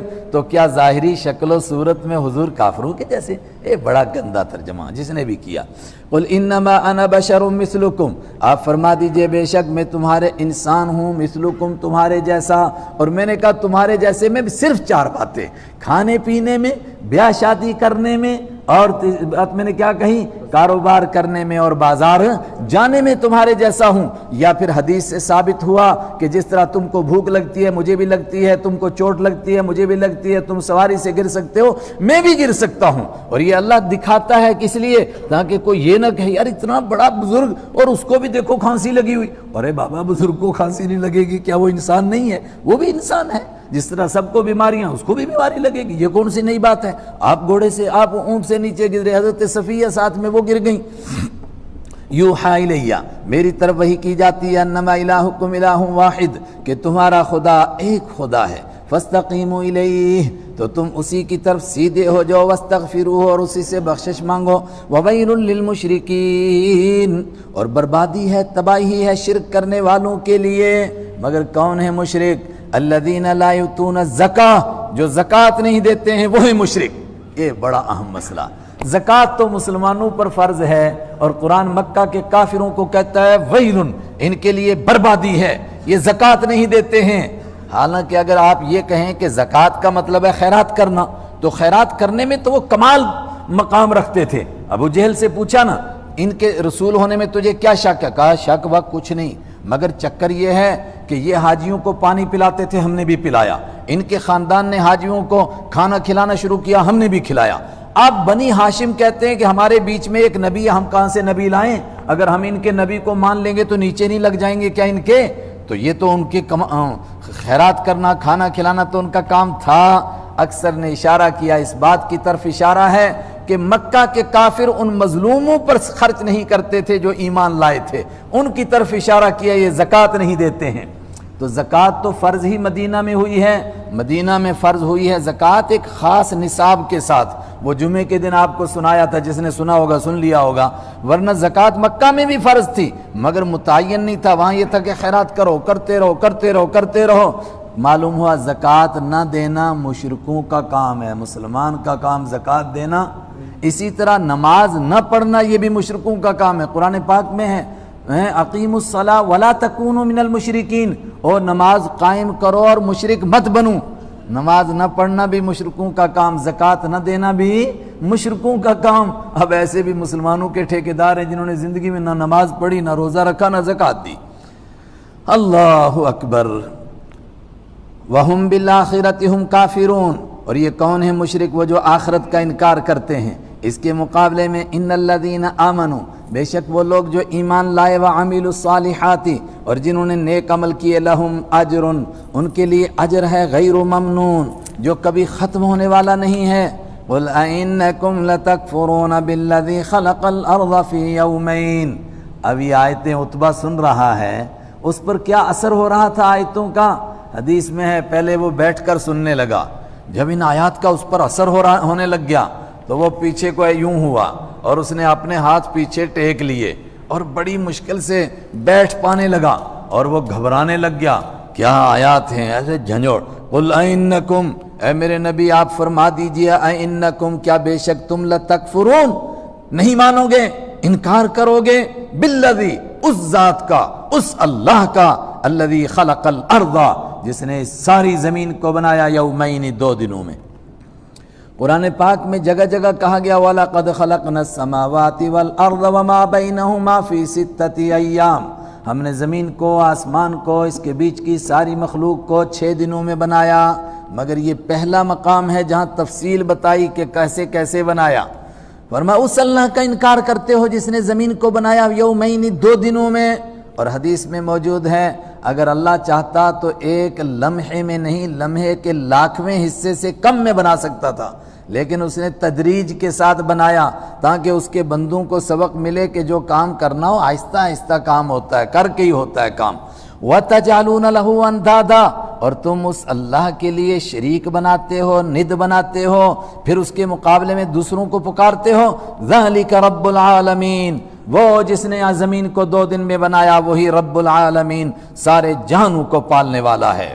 وَجَعَلَ فِيهَا رَوَاسِيَ، اور بنایا اس نے فیہا، زمین کے اندر، رواسیہ، بڑے بڑے پہاڑوں کو، من فوقہا، اس کے اوپر سے۔ اور جگہ جگہ کہا کہ پہاڑوں کو ہم نے کیا کیا، کہا زمین کے اندر کیلیں ٹھوک دیں، تمید بکم، تاکہ یہ لے کر کے ڈھلک نہ جائے، چونکہ یہ پانی پر ہے، ڈھلکنے ہیں ادھر ادھر، بیلنس اس کا برابر کر دیا، ہر طرف سے اس میں پہاڑوں کی کیلیں ٹھوک دیں۔ اور کیا کیا، وقدر فیہا اقواتہا، اور متعین کر دیا، رکھ دیا زمین کے اندر، اقواتہا، اس کی روزیوں کو۔ روزیوں کا مطلب کیا ہے؟ جتنی مخلوق پیدا کرنی ہے زمین کے اوپر، ہر ایک کی خوراک کا انتظام کر دیا۔ اللہ اکبر، کس کو کیا خوراک ملنی ہے اس کا انتظام ہے۔ بڑے بڑے پیٹ والے، حدیث میں موجود ہے حضرت سلیمان علیہ السلام نے اللہ سے عرض کیا کہ خدایا تیری مخلوق کی دعوت کرنا چاہتا ہوں، میں دعوت تیرے بس میں ہے؟ کہا ہاں، ہر مخلوق کے لیے الگ الگ چیز رکھوں گا، بھینس کے لیے گھاس رکھا، بکری کے لیے پتے رکھے، انسانوں کے لیے خوراک رکھی، وغیرہ وغیرہ، سانپوں کے لیے دودھ رکھا، مچھلی کے لیے کیا رکھا۔ ایک ہی مچھلی نکلی سمندر سے، اور وہ گھاس بھی اور چاول بھی اور جو رکھے تھے سب کے لیے، وہ سب کے کھاتے کا ایک ہی لقمہ بنا گئی، اور پھر دیکھ رہی تھی ایسے کر کے۔ حضرت سلیمان نے کہا کیا مطلب؟ کہا روز کے 2 لقمے کھاتی ہوں، آج تو ایک ہی ملا، کیا دعوت ہے یہ تیری؟ حضرت سلیمان علیہ السلام سجدے میں گر گئے، ہے پروردگار میرے بس میں تیری مخلوق کی میں دعوت کروں؟ پروردگار کا یہ کام ہے، سب کے لیے روزی رکھی ہوئی ہے، کوئی بھوکا نہیں مرتا ہے، یہ تو صرف لوگوں کا خیال ہے۔ ابھی ایک تحقیق ہوئی، ایک پرندہ ہے ہماری زبان میں اس کو کونج کہتے ہیں، اب پتہ نہیں انگریزی میں اس کا کیا نام ہے، وہ جو ہوا میں بہت لمبا اڑتا ہے، کئی 100 کلومیٹر کا سفر کرتا ہے اور لائن میں اڑتا ہے اور آواز لگاتے رہتے ہیں. تو اس پر تحقیق ہوئی کہ وہ کھاتے کیا ہیں. بعض دفعہ تو وہ 7 دن فضا میں رہتے ہیں. اتنے دن وہ کیا کھاتے ہیں؟ تو خوردبین سے دیکھا گیا کہ فضا کے اندر چھوٹے چھوٹے کیڑے ہیں، وہ چلتے ہیں، وہ جو بولتے ہیں تو انہیں کو کھاتے اور چلتے رہتے ہیں، کھاتے اور چلتے رہتے ہیں. سمندر کی تہ میں ایک مچھلی ہے، وہ صرف کیا کرتی ہیں کہ پورے سمندر کی جو ڈسٹ ہے اس کی جو صفائی کرتی ہے وہ اس کے پنکھوں میں پھنستی ہے، وہی اس کی خوراک ہے. اقواتہا، ہر ایک مخلوق کی اس کے مناسب روزی رکھی، یہاں تک کہ انسان جس علاقے میں پیدا کیے وہاں کے لیے وہیں کی خوراکیں رکھی. کہیں چاول رکھے، کہیں گیہوں رکھے، کہیں مکی اور کہیں باجرہ. اور یہ سارے کام ملا کر کے ہو گئے 4 ایام فی 4 ایام، 4 دن میں. یعنی 2 دن میں زمین بنی اور 2 دن میں یہ سارا کام ہوا تو کتنے ہو گئے؟ بعض وہ جو ٹیڑے دماغ کے لوگ ہیں قرآن پر اعتراض کرتے ہیں، وہ کہتے ہیں 2 دن وہ ہوئے اور کہا کہ 4 دن یہ، تو یہ تو ہو گئے 6 دن. اور آگے آ رہا ہے کہ آسمان بنائے 2 دن میں تو یہ تو ہو گئے 8 دن. ہر جگہ کہتا ہے قرآن 6 دن، ادھر خدا کو نعوذ باللہ حساب ہی نہیں یاد رہا. الیاذ باللہ. ارے بے وقوف، گرانڈ ٹوٹل نہیں جانتے ہیں، پیچھے کا ساتھ میں شمار کرتے رہتے ہیں. اردو میں کل میزان، پیچھے کا جوڑ کر کے اب کتنا ہوا، پیچھے کا جوڑ کر اب کتنا ہوا. تو 2 دن وہ اور 2 دن یہ، فی 4 ایام، اب ہوئے 4 دن، یہ ابھی 4 دن ہوئے. سواء للسائلین، سواء برابر ہے، للسائلین سوال کرنے والوں کے لیے. مطلب جو پوچھ رہے تھے کہ زمین کیسے بنی، آسمان کیسے بنا، ان سب کو برابر جواب ہو گیا. یہ بھی اس کا ترجمہ. اور ایک دوسرا ترجمہ سواء للسائلین، برابر ہے سب کے سب مانگنے والوں کے لیے. اللہ علامہ قرطبی نے کہا مانگنے والوں کا مطلب کیا ہے؟ کہا ضرورت مند، جس کو جس چیز کی ضرورت ہے اس کو وہ ملے گی. چنانچہ شیر کو ہمیشہ گوشت کھانا ہے، کوئی اور چیز نہیں کھا سکتا ہے، اس کے لیے گوشت کا انتظام ہے اور روزانہ ملے گا اس کو. کبھی ایسا نہیں کہ وہ بھوکا مر جائے، جس کو جو ملنا ہے وہ اس کے لیے تیار ہے. اللہ اکبر. کہاں سے انتظام ہوگا، کیسے اللہ تعالیٰ انتظام کرتا ہے وہ جانے. ثم استوى الى السماء، پھر توجہ فرمائی پروردگار نے آسمان کی طرف. وہی دخان، اور یہ پوری فضا، یہ آسمان ایک دھواں تھا. آج سائنس والے کہتے ہیں جی ترقی کر کر کے یہاں پہنچے کہ جب کائنات نہیں تھی تو کیا تھا؟ کہا ایک بے نور خلا تھا، اندھیرا ہی اندھیرا تھا. تو سمجھیے کہ قریب پہنچ کے قرآن نے کہا دھواں تھا. وہی دخان، اور یہ سارے آسمان کیا تھے؟ دھوئیں تھے. پھر اس کے کتنے بنا دیے؟ 7 آسمان. لیکن اس کو کیسا بنایا اللہ نے؟ بیچ میں جواب دیا جا رہا ہے. کوئی مستریوں کی طرح مٹیریل اکٹھا نہیں کیا. آپ دیکھتے ہیں نا کئی سڑکوں کے پاس سے جب پہاڑ کو کھود دیتے ہیں تو کیسے اس میں سیٹ کیے ہوتے ہیں، اوپر مٹی، نیچے اس کے گول پتھر، پھر مٹی، پھر پتھر. یہ کس نے اتنے سیٹ کیے ہیں؟ کیا کوئی مستری لگا ہوا تھا؟ کہا نہیں. فقال لہا، اللہ نے فرمایا آسمان سے بھی، وللارض، اور زمین سے بھی فرمایا ایتیا، آ جاؤ، طوعا او کرہا، آ جاؤ خوشی سے یا ناخوشی سے. مطلب میں جیسا چاہ رہا ہوں اس طرح کے بن جاؤ، چاہے اپنی مرضی سے بنو، نہیں بنو گے تو میں بناؤں گا تمہیں. میرے آرڈر کے آگے کوئی انکار کر سکتا ہے؟ قالتا اتینا طائعین، دونوں نے کہا اتینا، ہم آگے، طائعین، تیری بات کو مانتے ہوئے. اے پروردگار جیسا تو چاہے گا اسی طرح ہم بن جائیں گے. آسمان بھی ویسے ہی بن گیا، زمین بھی ویسے ہی بن گئی، ضرورت کی چیزیں سب اس میں ویسے ہی رکھ دیں. فقضاہن 7 سماوات، تو آسمانوں کا فیصلہ کر دیا، 7 آسمان بنا دیے. یہ کتنے میں ہوا؟ فی یومین، 2 دنوں میں. اب پچھلے 4 دن جوڑو اور یہ 2 دن کتنے ہوئے؟ 6 دن ہو گئے. وَأَوْحَى فِي كُلِّ سَمَاءٍ أَمْرَهَا، اور ہر ایک آسمان کے اندر اس آسمان کے لائق حکم دے دیا. مطلب جس آسمان کے اندر جو کام ہونے تھے اس کا آرڈر جاری ہو گیا، اس میں یہ کام ہوگا، اسی طرح ہوتا رہے گا. ایک نظام بن گیا، جس طرح جس کو کہتے ہیں نا بے وقوفی کی زبان میں کہ نیچرل ہے، نیچر ہے جی. بس سورج چڑھ رہا ہے، ڈوب رہا ہے، یا زمین چکر کھا رہی ہے، بھیا دھکا کون دے رہا ہے؟ کہتے کوئی نہیں، بس چل رہا ہے، یہ سب کو نظام چل رہا ہے، سب کچھ ہو رہا ہے. بارش برس رہی ہے، غلہ اگ رہا ہے، کون کر رہا ہے؟ کہتے کوئی نہیں کر رہا ہے، بس ایسے ہی چل رہا ہے. ارے ایسے ہی چل رہا ہے، اللہ کا بنایا ہوا نظام ہے. یہ صرف زمین کا تم کو نظر آتا ہے، ہر آسمان میں اسی طرح کا نظام ہے. وَزَيَّنَّا السَّمَاءَ الدُّنْيَا، مثلا یہ جو قریب والا آسمان ہے، اس کے اور اس کے بیچ کی فضا کو خوبصورت بنایا اللہ نے، چمکایا بمصابیح، چراغوں کے ذریعے سے. اس میں ستارے لگا دیے، وہ چمکنے لگ گئے، وحفظا، اور اس کی حفاظت بھی کی۔ اب کس سے حفاظت کی؟ ایک تو میں نے وہ کہا تھا کہ شیاطین اوپر جاتے ہیں تو ان سے آسمان کی حفاظت کی گئی ہے، یا اس کے علاوہ اور کس کس چیز سے حفاظت کی ہے اللہ ہی جانتا ہے۔ یہ کہیے سارے نظام کی حفاظت کی کہ اسی طرح رہے گا، سورج اور چاند اور ستارے جس کو جس کام پر لگا دیا وہ اسی طرح رہے گا۔ یہ کس کا فون بج رہا ہے یار؟ وحفظا ذالک تقدیر العزیز العلیم۔ اب اس آیت پر غور کرو، ذالک یہ تقدیر نظام بنایا ہوا ہے، العزیز اس کا جو غالب ہے، العلیم جو جاننے والا ہے۔ اللہ اکبر۔ مطلب جتنے بھی کائنات میں نظام ہیں فیل کیوں ہوتے ہیں؟ دو وجہ سے۔ کیوں فیل ہوتے ہیں؟ ایک اس لیے فیل ہوتے ہیں کہ آپ کے اوپر دوسرے کا نظام غالب آ گیا، آپ نے ویب سائٹ بنائی، دوسرے نے اس کو ہائی جیک کر لیا، کہیں جی دنیا کے ہینگر ہیں وہ یوں کر لیتے ہیں، جی یوں کر لیتے ہیں، اور میں عزیز غالب ہے، اس کے نظام کو کوئی ہائی جیک نہیں کر سکتا ہے۔ اس نے سورج کو، چاند کو، ستاروں کو اس نظام پر چلایا، کوئی کہے نہیں تھوڑی دیر کے لیے میں ایسا کر لوں۔ اس کے مقابلے میں کسی کی ہمت اور نظام کیوں فیل ہوتا ہے؟ جہالت کی وجہ سے۔ آدمی کو علم نہیں ہوتا ہے کہ آگے چل کر یہ ہونے والا ہے۔ اب دوائی بنائی تھی پچھلے سال کام آنے والے کرونے کے لیے، وہ کیا پتا تھا، کہتے اس کی نسل ہی بدل گئی، دوسری قسم کا کرونا آ گیا، ہے مصیبت، اب اس کے لیے دوسری بناؤ، اس کے لیے جب تک بنے گی تب تک کوئی اور آ جائے گا، کریں گے کیا؟ یہ تو انسان کی بے بسی ہے۔ لیکن اللہ علیم جاننے والا ہے، اس کا نظام بن گیا تو بن گیا، اب اس میں کوئی رکھ نہ ڈال سکتا ہے۔ کسی کی ہمت کیسا انداز ہے، ذالک تقدیر العزیز العلیم، یہ نظام بنایا ہوا ہے العزیز غالب کا، العلیم جاننے والے کا۔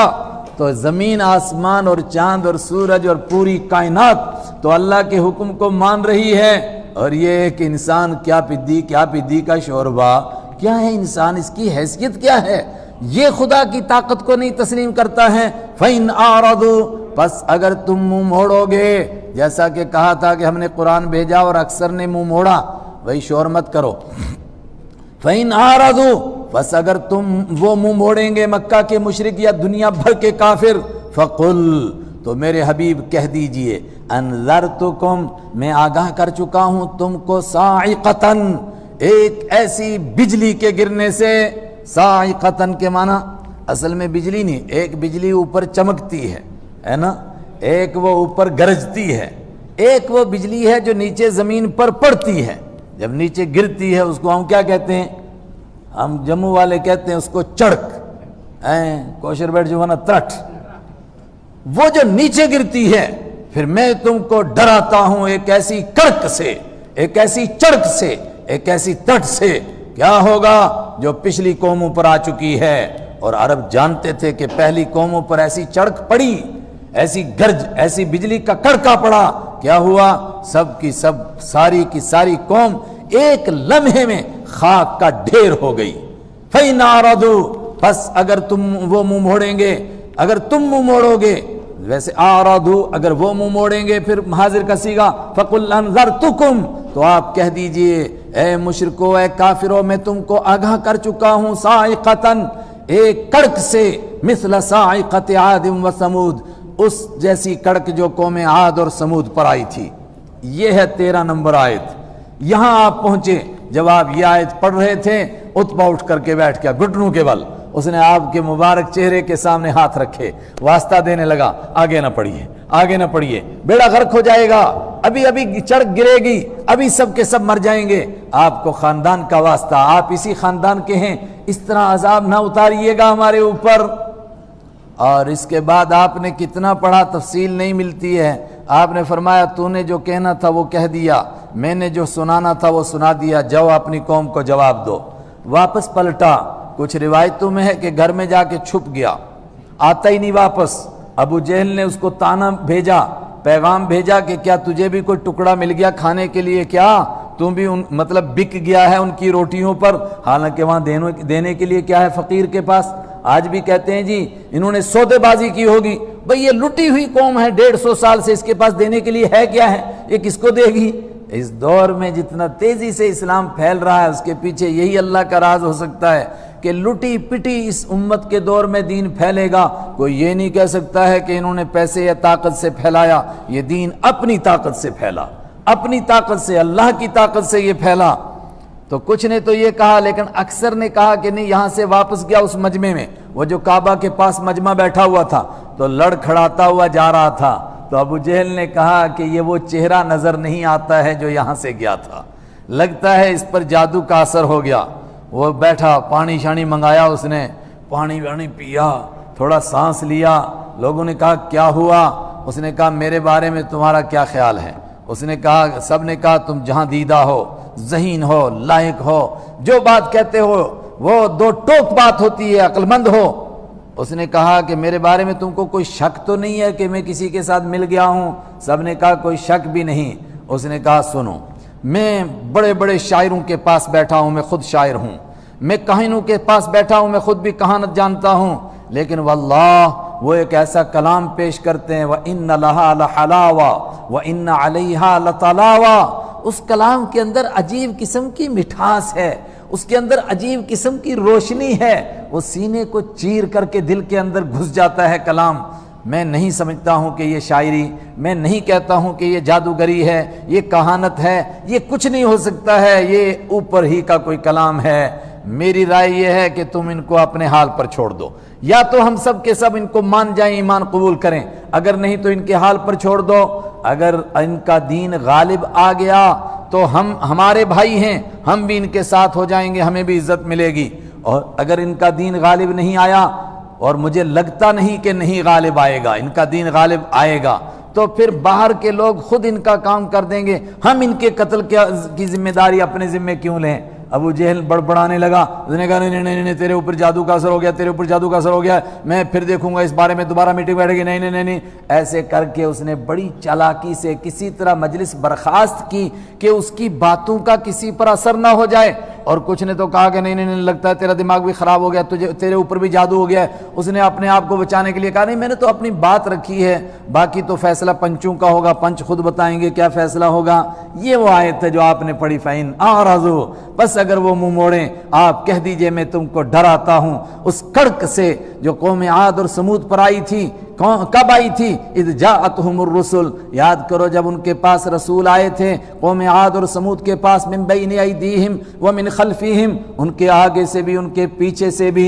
یہ بھی مطلب ہو سکتا ہے کہ رسولوں نے ان کو ہر طرف سے آ کر کے سمجھایا، یہ بھی مطلب ہو سکتا ہے کہ پچھلے نبیوں کی تعلیمات ابھی موجود تھی اور نئے نبی آئے، انہوں نے آ کر کے ان کو سمجھایا، ایک ہی بات سمجھائی، اللہ تعبدوا الا اللہ، اللہ کے سوا کسی کی پوجا نہ کرو، اللہ کے سوا کسی کی عبادت نہ کرو۔ قالوا لو شاء ربنا، انہوں نے وہی اعتراض کیا، انہوں نے کہا تو بشر ہے، ہر نبی کو کہا تو کیسے رسول ہو سکتا ہے، پھر کون ہونا چاہیے؟ کہا کوئی نوری ہونا چاہیے۔ لو شاء ربنا، اگر ہمارا رب چاہتا لانزل، ضرور اتار دیتا، ملائکۃ، فرشتوں کو، فإنا بما ارسلتم به کافرون، تو ہم تو بے شک کافرون، انکار کرنے والے ہیں، بما ارسلتم، وہ سارا کلام، اس ساری باتوں کو جن کو دے کر تم کو بھیجا گیا ہے۔ پھر کیا ہوا؟ فاما عاد، تو رہی بات قوم عاد کی، فاستکبروا، وہ اکڑ گئے تھے، یہ اکڑ ان کی تباہی کا ذریعہ تھا، فی الارض، زمین میں، بغیر الحق، نا حق، یوں ہی کوئی حق نہیں تھا ان کو اکڑنے کا، اکڑ گئے۔ اور کتنے اکڑے؟ جب حضرت ہود علیہ السلام نے ان کو آ کر سمجھایا خدا کے قہر سے ڈرو، کہنے لگے وقالوا من اشد منا قوہ، اور انہوں نے کہا من اشد، زیادہ سخت کون ہے، زیادہ طاقتور کون ہے، منا، ہمارے مقابلے میں، قوتاً، طاقت کے اعتبار سے، کیا ہم سے بڑا بھی کوئی طاقتور ہے یار؟ ہم تو درختوں کو یوں پکڑ لیتے ہیں، ہم تو ہاتھیوں کی گردن مروڑ دیتے ہیں، ہم سے بڑا کوئی طاقتور ہے؟ اللہ نے فرمایا اولم یروا ان اللہ الذی خلقہم، کیا انداز، اولم یروا، اور کیا انہوں نے سوچا نہیں، غور نہیں کیا کہ وہ اللہ الذی خلقہم، جس نے ان کو پیدا کیا اور ان کو یہ طاقت عطا کی، ہوا اشد منہم قوہ، وہ ان سے زیادہ طاقتور ہے، جو ان کو خود پیدا کر رہا ہے، طاقت دے رہا ہے، کیا وہ ان سے زیادہ طاقت نہیں رکھتا؟ وَكَانُوا بِآيَاتِنَا يَجْحَدُونَ، اور وہ ہماری آیتوں کا انکار ہی کرتے رہے۔ یہ تو قوم عاد کا کام ہوا۔ پھر کیا ہوا؟ فَأَرْسَلْنَا عَلَيْهِمْ رِيحًا، تو بھیجا ہم نے ان کے اوپر ہوا کو، سرسرا، جو تیز چل رہی تھی، سر کہتے ہیں سرسر کس ہوا کو کہتے جو بہت ٹھنڈی بھی ہو اور بہت تیز بھی چلے اور کان کے پاس سے گزرے اور آواز آئے سر تیز چل رہی تھی۔ کب؟ فی ایام نحسات، منحوس دنوں میں۔ تو کیا منحوس دن بھی ہیں؟ یہ انشاءاللہ اب ختم ہو گیا وقت، کل کوشش کروں گا اس مضمون کو میں عرض کرنے کی۔ منحوس دن ہو سکتے ہیں کیا؟ کسی چیز میں نحوست ہو سکتی ہے، کوئی چیز نحس ہو سکتی ہے جی، اس کا پیر بھاری پڑ گیا اور یہ آگے سے بلی گزر گئی اور یہ صبح کو عورت نظر آ گئی اور یہ ایسا ہو گیا، اب تو پورا دن منحوس ہوگا، اور سویرے سویرے ایسا گاہک آیا ادھار مانگ رہا تھا، اب تو سارا دن منحوس گزرے گا۔ اتنا موٹا سا یہاں سمجھ لیں کہ ان کے اوپر عذاب کتنے دن آیا تھا؟ 7 لیال و 8 ایام، 7 رات اور 8 دن۔ تو کوئی رات اور کوئی دن بچے تھے جن میں عذاب نہ آیا ہو؟ اگر ان کے دن منحوس تھے تو سارے دن منحوس ہو گئے نا، بدھ بھی منحوس، جمعہ بھی منحوس، جمعرات بھی منحوس۔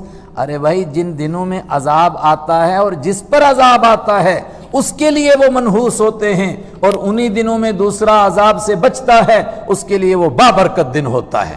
فرعون کا بیڑا غرق ہوا، اس کے لیے وہ منحوس دن تھا، اسی دن موسیٰ علیہ السلام پار ہوئے، ان کے لیے وہ مبارک دن تھا۔ نحسات، منحوس دنوں میں ان پر ہوا بھیجی، کس لیے؟ لنذیقہم، چاہے ہم ان کو چکھائیں، تھوڑا چکھنے کے لیے عذاب بھیجا۔ عذاب الخزی، رسوائی کا عذاب چکھائیں، فی الحیات الدنیا، دنیاوی زندگی میں، لیکن یہ اصل عذاب نہیں۔ ولعذاب الآخرۃ اخزی، اور زیادہ ذلیل کرنے والا عذاب تو آخرت والا ہے۔ وہم لا ینصرون، اور ان کی کوئی مدد نہیں کی جائے گی، نہ دنیا میں کوئی مدد کر سکا نہ آخرت میں ان کی کوئی مدد کرے گا۔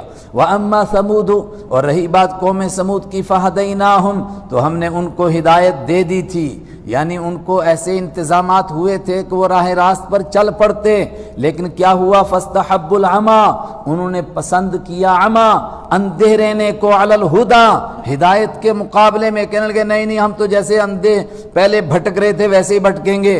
پھر جب نہیں مانا حضرت صالح علیہ السلام کی بات کو، فَأَخَذَتْهُمْ صَاعِقَةُ الْعَذَابِ الْهُونِ، اوہو آخر سے ترجمہ کیجئے، ذلیل کرنے والے عذاب کی کڑک نے ان کو پکڑ لیا۔ ان پر کیسا عذاب آیا؟ صرف ایک کڑک، بجلی کی ایک جیسے گرج ہوتی ہے، ایسی فضا میں گرج ہوئی، اور فضا میں گرج اور زمین میں زلزلہ آیا، 1 سیکنڈ کے بعد سب کے سب زمین پر مرے پڑے تھے، کوئی ایک بھی زندہ نہیں تھا۔ زمین پر وہی نہیں مرے ہوئے تھے، ان کے کھنڈرات بھی ایسے ہو گئے تھے کہ الم یغنوا فیہا، گویا کہ اس میں کبھی کوئی بسا ہی نہیں تھا۔ اللہ اکبر، کیسے عذاب آتا ہے اللہ کا۔ فاخذتہم، تو پکڑا ان کو، صاعقۃ العذاب الہون، صاعقۃ کڑک نے، العذاب الہون، ذلیل کرنے والے عذاب کی۔ کیوں اس نے پکڑا؟ بما کانوا یکسبون، ان کاموں کی وجہ سے جو وہ کمایا کرتے تھے۔ ونجینا الذین آمنوا وکانوا یتقون، اور ہم نے نجات دی ان لوگوں کو جو ایمان لائے، وکانوا یتقون، اور جو پرہیزگاری اختیار کرتے تھے۔ لیکن یہ اصل فیصلہ نہیں، اصل مسئلہ کہیں اور ہوگا۔ یہ دنیا کا ایک جھٹکا حضور کے مقابلے میں جو آئے، ان کو سزا کیوں نہیں مل رہی ہے؟ اللہ نے فرمایا ان کو سزا ملے گی تو مر جائیں گے نا، ان کو سزا وہاں دوں گا، لا یموت فیہا ولا یحیا، جہاں نہ موت آئے گی نہ زندگی نصیب ہوگی۔ ہائے ہائے، وہ عذاب کہاں ہوگا؟ اس کا تھوڑا سا منظر بس یہ پڑھ لیتے ہیں، چھٹی کرتے ہیں۔ وَيَوْمَ يُحْشَرُ، ترجمہ پڑھ لیتے ہیں، دوبارہ دہرا لیں گے کل۔ وَيَوْمَ يُحْشَرُ أَعْدَاءُ اللَّهِ، اور یاد کرو جب جمع کیا جائے گا اللہ کے دشمنوں کو، إِلَى النَّارِ، جہنم کے پاس، فَهُمْ يُوزَعُونَ، پھر ان کو بانٹا جائے گا، چور، بدماش، ڈکیت، ہر ایک کو الگ الگ کرو۔ حتی اذا ما جاؤوها، یہاں تک کہ جب وہ آ جائیں گے ہاں جہنم کے قریب، شہید علیہم، گواہی دیں گے، علیہم ان پر، ان کے خلاف، سمعہم، ان کے کان بھی، وابصارہم، اور ان کی آنکھیں بھی، نہیں آگے بڑھو، وجلودہم، اور ان کی چمڑیاں بھی ان کے خلاف گواہی دیں گی، بما کانوا یعملون، جو کچھ وہ کرتے تھے۔ اور بندے پریشان ہوں گے. وقالوا لجلودہم، اور وہ اپنی کھالوں سے کہیں گے لما شہدتم علینا، تم نے کیوں ہمارے خلاف گواہی دی، تم کیسے بولنے لگ گئے؟ کہا ہم بولے نہیں، ہم کو بلوایا گیا. آج دنیا میں یہ زبان کا لوتھڑا اس کے اوپر کا حصہ بولتا ہے، اس دن بال بولے گی، بال کا ایک ایک کھال بولے گی، کھال کا ایک ایک بال بولے گا. قالو، وہ جواب دیں گے انطقنا، ہم کو بلوایا ہے، بولنے پر مجبور کیا. اللہ، اس اللہ نے، الذی انطق کل شیء، جس نے ہر چیز کو بولنا سکھایا. وہو خلقکم، اور اس نے تم کو پیدا کیا. اول مرہ، پہلی مرتبہ. والیہ ترجعون، اور اسی کی طرف تم کو لوٹایا جائے گا. اور کیا زبردست بات ہے. وما کنتم تستترون ان یشہد علیکم، اور تم چھپ نہیں سکتے تھے اس بات سے کہ گواہی دیں تمہارے خلاف سمعکم، تمہارے کان. مطلب جس آدمی نے گناہ کیا وہ اپنے کان کو چھپا دے کہ اس کو نہ پتہ چل جائے، یہ ممکن نہیں. آدمی اپنی آنکھ کو بند کر لے کہ کہیں یہ کل گواہ نہ بنے، یہ ممکن نہیں. چلو آنکھ کو بند کرے گا، کان کو بند کرے گا، چمڑی کو کیا کرے گا، ہاتھوں کو کیا کرے گا، پاؤں کو کیا کرے گا. تم نہیں طاقت رکھتے تھے کہ تم چھپا سکتے، اپنے آپ کو چھپ جاتے تم اس بات سے کہ تمہارے خلاف گواہی دیں تمہارے کان اور تمہاری آنکھیں اور تمہاری چمڑیاں. ہائے ہائے، لیکن تم نے گمان کیا تھا کہ اللہ تعالیٰ کو کوئی پتہ نہیں چلتا ہے. چمڑی کے بارے میں تم نہیں سوچ سکتے تھے کہ اس سے چھپیں، مگر تمہارا خیال کیا تھا کہ ہم کس سے چھپ گئے ہیں؟ اللہ سے چھپ گئے، اللہ کو پتہ ہی نہیں چلا. ہائے ہائے.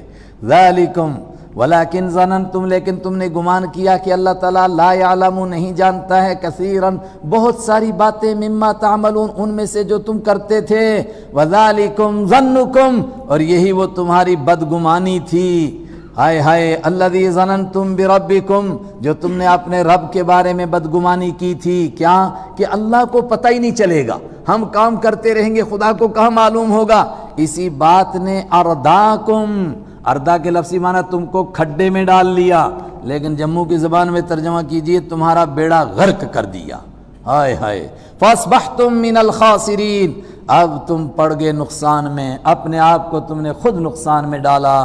فَإِن يَصْبِرُوا، اب تم یہاں صبر کرو تب بھی تمہارے لیے، فَالنَّارُ مَثْوًى لَكُمْ، تب بھی جہنم تمہارا ٹھکانہ ہے. وَإِن يَسْتَعْتِبُوا، اور اگر تم معافی طلب کرو گے، فَمَا هُم مِّنَ الْمُعْتِبِينَ، اگر وہ معافی طلب کریں گے تو نہیں ہے ان کے لیے معافی ملنے والی.